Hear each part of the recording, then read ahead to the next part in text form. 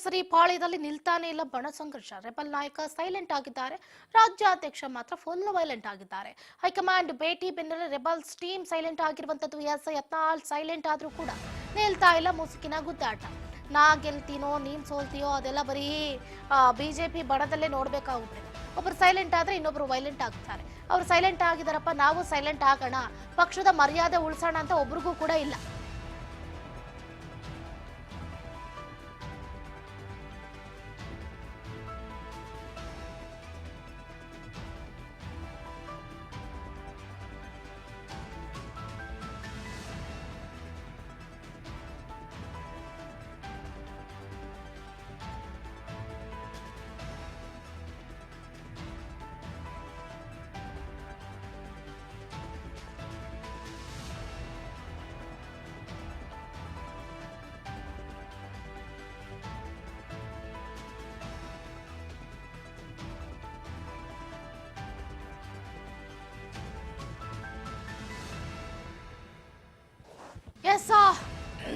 ಒಂದು ಕಡೆ ಗಮನಿಸ್ತಾ ಇದೀವಿ, ರಾಜ್ಯ ಕೇಸರಿ ಪಾಳ್ಯದಲ್ಲಿ ಒಂದು ರೀತಿಯಾದಂತಹ ಮುಸುಕಿನ ಗುದ್ದಾಟ ಹೆಚ್ಚಾಗ್ತಾನೆ ಇದೆ. ಬಣ ಸಂಘರ್ಷ ನಿಲ್ಲೋ ಹಾಗೆ ಕಾಣಿಸ್ತಾ ಇಲ್ಲ. ಜಸ್ಟ್ ಬಿಕಾಸ್ ರೆಬಲ್ ನಾಯಕ ಏನು ಹಿಂದೂ ಹುಲಿ ಅನ್ಸ್ಕೊಂಡಿರುವಂತಹ ವಿಜಯಪುರದ ಶಾಸಕ ಬಸನಗೌಡ ಪಾಟೀಲ್ ಯತ್ನಾಳ್ ಅವರು ಒಂದು ಕಡೆ ಸೈಲೆಂಟ್ ಆದ್ರೆ, ರಾಜ್ಯಾಧ್ಯಕ್ಷ BY ವಿಜೇಂದ್ರ ಮಾತ್ರ ದಿನದಿಂದ ದಿನಕ್ಕೆ ವೈಲೆಂಟ್ ಆಗ್ತಾನೆ ಇದ್ದಾರೆ.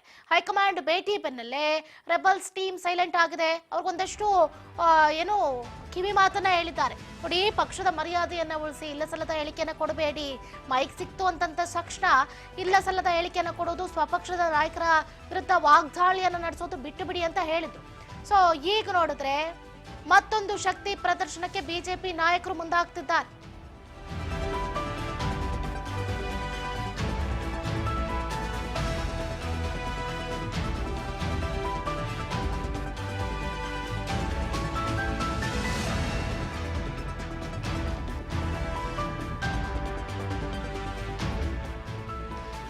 ದಾವಣಗೆರೆಯಲ್ಲಿ BY ವಿಜೇಂದ್ರ ನಿಷ್ಠರ ಸಭೆ ಮೇಲುಗೈಯನ್ನ ಸಾಧಿಸೋದಕ್ಕೆ ಏನೀಗ ಗಮನಿಸ್ತಾ ಇದ್ದೀವಿ. ದಾವಣಗೆರೆಯಲ್ಲಿ ಬಿಗ್ ಮೀಟಿಂಗ್ ಅನ್ನ ನಡೆಸೋದಕ್ಕೆ ಈಗಾಗಲೇ ಭರದ ತಯಾರಿ ನಡೀತಾ ಇರುವಂತದ್ದು.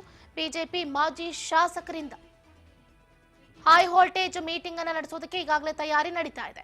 ವಿಜೇಂದ್ರ ಪರ ಬಣದಿಂದ ಪೂರ್ವಭಾವಿ ಮೀಟಿಂಗ್ ಅನ್ನ ನಡೆಸಲಾಗುತ್ತೆ. ಅದು ಕೂಡ ಬೆಣ್ಣೆ ನಗರಿಯನ್ನೇ ಆಯ್ಕೆ ಮಾಡಿಕೊಂಡಿದ್ದಾರೆ. ಬೆಣ್ಣೆ ನಗರಿಯಲ್ಲಿ ಮಾಜಿ ಶಾಸಕರು, ಮಾಜಿ ಸಚಿವರು ಬಿಡಾರವನ್ನ ಹೂಡಲಿದ್ದಾರೆ. ಬೃಹತ್ ಸಮಾವೇಶದ ಕುರಿತು ಚರ್ಚೆಯನ್ನ ನಡೆಸಲಿದ್ದಾರೆ. ಬಹಳ ದೊಡ್ಡ ಮಟ್ಟದ ಚರ್ಚೆ ಅಂತಾನೆ ಹೇಳಲಾಗ್ತಾ ಇದೆ. ಮಾಜಿ ಶಾಸಕ ರೇಣುಕಾಚಾರ್ಯ ಅವರ ನೇತೃತ್ವದಲ್ಲಿ ಮಾತುಕತೆ ನಡೆಯುತ್ತೆ. ಪಕ್ಷ ಸಂಘಟನೆ ಹೆಸರಲ್ಲಿ ಬಲ ಪ್ರದರ್ಶನಕ್ಕೆ ಈ ವೇದಿಕೆಯನ್ನ ಸಜ್ಜು ಮಾಡಲಾಗ್ತಾ ಇರುವಂತದ್ದು. BSY ಬಣದ 40ಕ್ಕೂ ಹೆಚ್ಚು ನಾಯಕರು ಈ ಸಭೆಯಲ್ಲಿ ಭಾಗಿಯಾಗುವ ಸಾಧ್ಯತೆ ಇದೆ ಅಂತ ಹೇಳಲಾಗ್ತಾ ಇರುವಂತದ್ದು. ಈಗಾಗಲೇ ಗಮನಿಸ್ತಾ ಇದ್ದೀವಿ, ಬೆಣ್ಣೆ ನಗರಿ ದಾವಣಗೆರೆಯಲ್ಲಿ ಬೀಡು ಬಿಟ್ಟಿರುವಂತಹ ಬಿಜೆಪಿ ರಾಜ್ಯಾಧ್ಯಕ್ಷ BY ವಿಜೇಂದ್ರ ಬಣದ ಸುಮಾರು 40ಕ್ಕೂ ಹೆಚ್ಚು ಜನ ಮಾಜಿ ಶಾಸಕರು ಹಾಗೆ ಹಾಲಿ ಶಾಸಕರು ನಗರದ ಸಾಯಿ ಇಂಟರ್ನ್ಯಾಷನಲ್ ಹೋಟೆಲ್ನಲ್ಲಿ ಸಭೆಯನ್ನ ನಡೆಸ್ತಾ ಇದ್ದಾರೆ.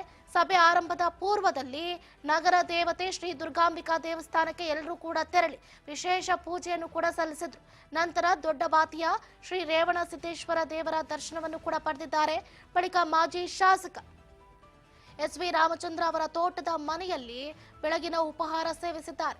ಅಲ್ಲಿಂದ ನೇರವಾಗಿ ಬೆಳಗ್ಗೆ 12 ಗಂಟೆಗೆ ಸಾಯಿ ಇಂಟರ್ನ್ಯಾಷನಲ್ ಹೋಟೆಲ್ಗೆ ಆಗಮಿಸಿ ಸಭೆಯಲ್ಲಿ ಪಾಲ್ಗೊಂಡಿದ್ದಾರೆ ನಾಯಕರು. ಹಾಗಾದ್ರೆ ಈ ಸಭೆಯಲ್ಲಿ ಯಾರ್ಯಾರೆಲ್ಲ ಭಾಗಿಯಾಗಿದ್ದಾರೆ ಅನ್ನೋದನ್ನು ಕೂಡ ಗಮನಿಸಬೇಕಾಗುತ್ತೆ. ಸಭೆಯಲ್ಲಿ MP Renukacharya, SV Ramachandrappa, Y Sampangi, Byadgi Virupakshappa, Ranebennur Arun Kumar, Kollegal Mahesh, Manvi Gangadhara Nayak, Shivamogga Kumaraswamy, Seema ಮಸೂತಿ, ಬಸವರಾಜ್ ನಾಯಕ್, ಮೊಳಕಾಲ್ಮೂರು ತಿಪ್ಪೇಸ್ವಾಮಿ, ಕಡೂರು ಬೆಳ್ಳಿ ಪ್ರಕಾಶ್, ರಾಜಶೇಖರ್ ಶೀಲವಂತ್ ಸೇರಿದಂತೆ ಹಲವಾರು ನಾಯಕರು ಈ ಸಭೆಯಲ್ಲಿ ಭಾಗಿಯಾಗಿದ್ದಾರೆ. ಅಷ್ಟೇ ಅಲ್ಲದೆ ದಡೇಸಗೂರು, ಮಾಡಾಳ್ ವಿರೂಪಾಕ್ಷಪ್ಪ, ಪರಣ್ಣ ಮುನವಳ್ಳಿ ಸೇರಿದಂತೆ ತರೀಕೆರೆ ಸುರೇಶ್ ಕೂಡ ಈ ಸಭೆಯಲ್ಲಿ ಭಾಗಿಯಾಗಿರುವಂಥದ್ದು. ಒಟ್ಟಾರೆಯಾಗಿ ರೆಬಲ್ಸ್ಗಳ ವಿರುದ್ಧ ತೊಡೆಯನ್ನ ತಟ್ಟುವುದಕ್ಕೆ ರೇಣುಕಾಚಾರ್ಯ ಯಾವಾಗಲೂ ಕೂಡ ರೆಡಿಯಾಗಿದ್ದಾರೆ ಅಂತಲೇ ಹೇಳ್ಬೋದು. ಈಗ ಬಣದಲ್ಲಿ ಬಿಜೆಪಿ ಬಣದಲ್ಲಿ 3 ಬಣ ಆಗಿದೆ ಅನ್ನುವಂಥ ಮಾತುಗಳು ಕೂಡ ಕೇಳಿ ಬರ್ತಾ ಇತ್ತು. ಒಂದು ಕಡೆ ವಿಜೇಂದ್ರ ಬಣ, ಮತ್ತೊಂದು ಕಡೆ ರೇಣುಕಾಚಾರ್ಯ ಬಣ, ಇನ್ನೊಂದು ಕಡೆ ಯತ್ನಾಳ್ ಬಣ.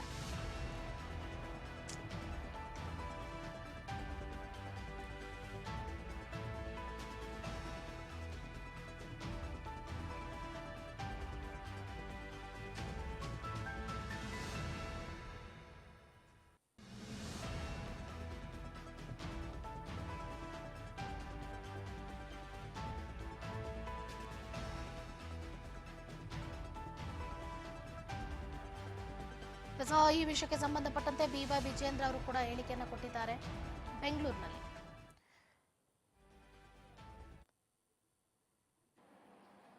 ವಿಜಯೇಂದ್ರ ಅವರ ಶಕ್ತಿ ಪ್ರದರ್ಶನ ಸಮಾರಂಭಕ್ಕೆ ಪೂರ್ವ ತಯಾರಿ ಅಂತೇಳಿ ನಾನು ಇವತ್ತೊಂದು ಮಾತನ್ನು ಹೇಳ್ತೇನೆ. ಇವತ್ತು ಭಾರತೀಯ ಜನತಾ ಪಾರ್ಟಿನಲ್ಲಿ ಯಾವುದೇ ಒಂದು ಬಣ ಇಲ್ಲ.